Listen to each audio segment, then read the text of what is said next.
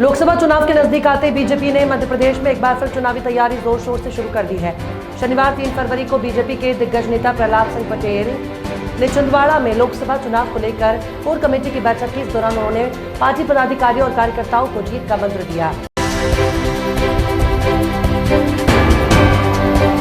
मध्य प्रदेश में सड़कों पर गड्ढों की मॉनिटरिंग अब pothole repairing citizen mobile app के माध्यम से की जाएगी। इस ऐप के माध्यम से आम नागरिक अपने मोबाइल से गड्ढों की जियो टैग्ड फोटो खींचकर विभाग को जानकारी दे सकेंगे। इससे गड्ढों की समय से पहचान करते और तुरंत सुधार में मदद मिलेगी। मध्य प्रदेश के लोक निर्माण मंत्री राकेश सिंह ने भोपाल में विभागीय अधिकारियों के साथ इस मोबाइल ऐप को लेकर चर्चा की। कांग्रेस के नेता कमलनाथ ने बीजेपी ज्वाइन करने की अटकलों पर रोक साफ किया है। कांग्रेस के दिग्गज नेता ने कहा कि ये सब अफवाहें चलती रहती हैं। उन्होंने कहा कि इन बातों पर ध्यान नहीं देना चाहिए। पार्टी छोड़कर बीजेपी का दामन थामने वाले नेताओं पर कहा कि सभी स्वतंत्र हैं, कोई किसी से बंधा नहीं है।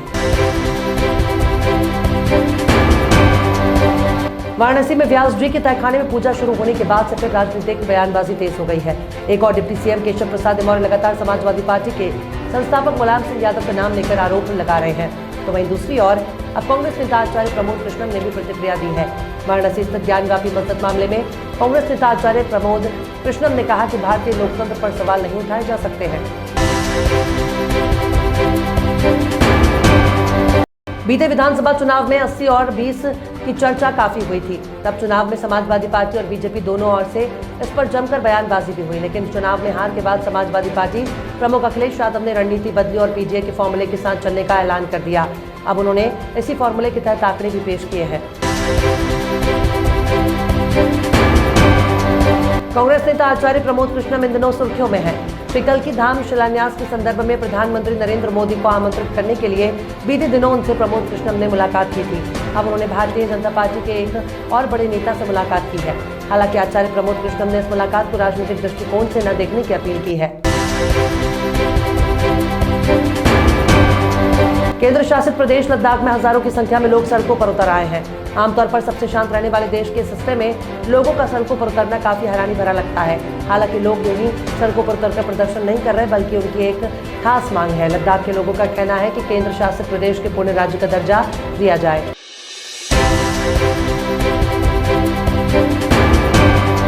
हाल ही में कार्मिक और प्रशिक्षण विभाग ने एक रिपोर्ट जारी की है, जिसमें बताया गया कि 30 भगोड़े ऐसे हैं जो साल 2022 में विदेशों में थे। इसके अलावा 24 ऐसे हैं जिन्हें निर्वासित कर दिया गया। साल 2020 और 21 की बात करें तो ये संख्या क्रमशः 84 और 136 थी। और अब भारत सरकार विजय माल्या, नीरव समेत वांछित चल रहे कई भगोड़ों को भारत वापस लाने की कोशिश कर रही है। देवों के देव महादेव फेम सोनारिका भदौरिया इसी महीने शादी करने वाली हैं। एक्ट्रेस अपने लॉन्ग टाइम पार्टनर विकास पाराशर के साथ 7 फेरे लेने वाली हैं। सोनारिका ने साल 2011 में आए शो तुम देना मेरा साथ से एक्टिंग डेब्यू किया था। इसके अलावा वे दास्तान मोहम्मद में भी नजर आई। दोनों की लव स्टोरी की बात करें तो सोनारिका और विकास की मुलाकात जब में हुई थी। विकास सोनारिका के भाई के दोस्त थे। भारत और इंग्लैंड के बीच 5 टेस्ट मैचों की सीरीज का तीसरा मैच 15 फरवरी से खेला जाएगा। लेकिन क्या तीसरे टेस्ट में विराट कोहली टीम इंडिया की प्लेइंग 11 का हिस्सा होंगे? बहरहाल भारतीय फैंस के लिए अच्छी खबर नहीं है। न्यूज एजेंसी ANI की माने तो विराट कोहली भारत इंग्लैंड तीसरे टेस्ट में नहीं खेलेंगे। दरअसल ऐसा माना जा रहा था कि तीसरे टेस्ट से विराट कोहली टीम इंडिया में वापसी कर सकते हैं।